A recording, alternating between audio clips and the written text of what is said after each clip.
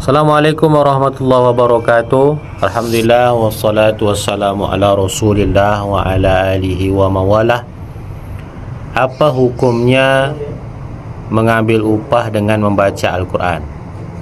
Hukum menjadi seorang imam lalu dia digaji, atau hukum seseorang yang membaca Al-Quran lalu dia diberikan upah, atau bahkan membuat kajian-kajian yang berbayar.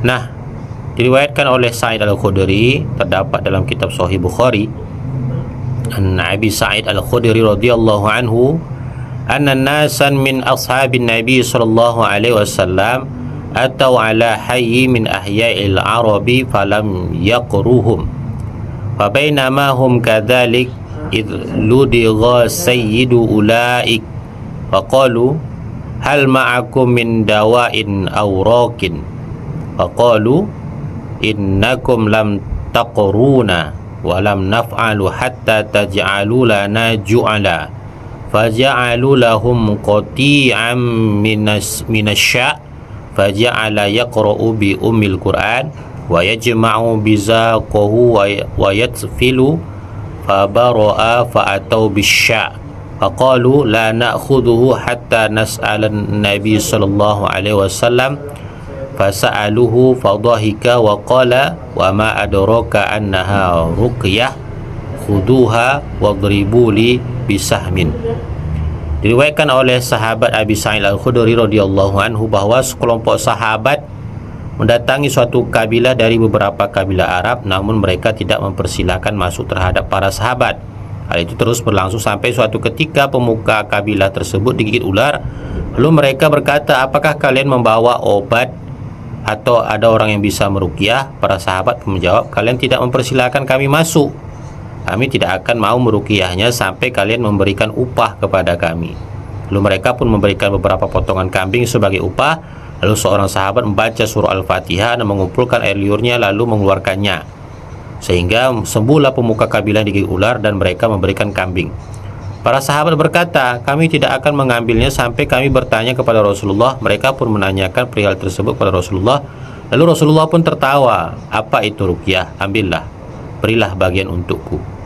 Nah, hadis ini menjadi dalil bahwa boleh mengambil upah dari membacakan Al-Quran, sebagaimana yang dicontohkan sahabat pada hadis tadi, bahwa mereka mengambil upah setelah meruqyah seorang pemuka kabilah Arab dengan bentuk beberapa potong kambing. Bahkan Rasulullah ikut mengambil bagiannya, pertanda bahwa Rasulullah pun menyetujui perbuatan mengambil upah dari membaca Al-Quran. Bahkan Rasulullah menimpali, inna ahaqqa ma akhadtum alaihi ajran kitabullah, sesungguhnya yang paling berhak menerima upah adalah orang yang membaca kitab Allah. Jadi sebenarnya yang paling berhak menerima upah itu bukan seorang pegawai biasa, atau seorang polisi, atau seorang dokter, atau profesi apapun selain profesi membaca Al-Quran. Tapi nyatanya di negara kita ini upah yang paling minim, bahkan banyak yang tak dapat upah, hanya ucapan 3M, makasih, makasih, makasih, justru diterima oleh orang yang mengajarkan Al-Quran, orang yang membaca Al-Quran.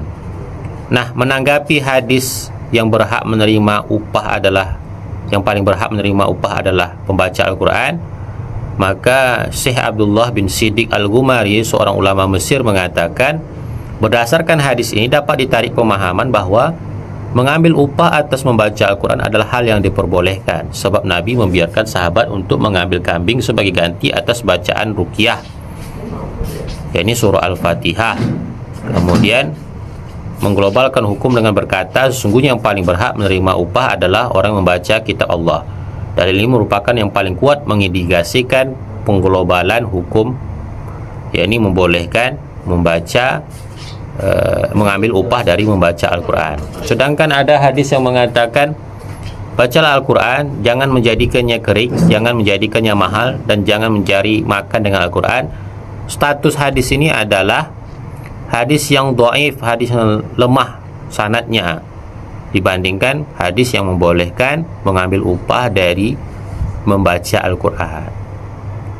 Kemudian ada lagi statement yang mengatakan lebih bagus minum khamar daripada mengambil upah dari majelis ta'lim atau membuat kajian berbayar. Ini sungguh dua kias yang sangat aneh gitu. Bahkan ini sangat bobrok. Khamar haram, majelis ta'lim wajib kita hadir.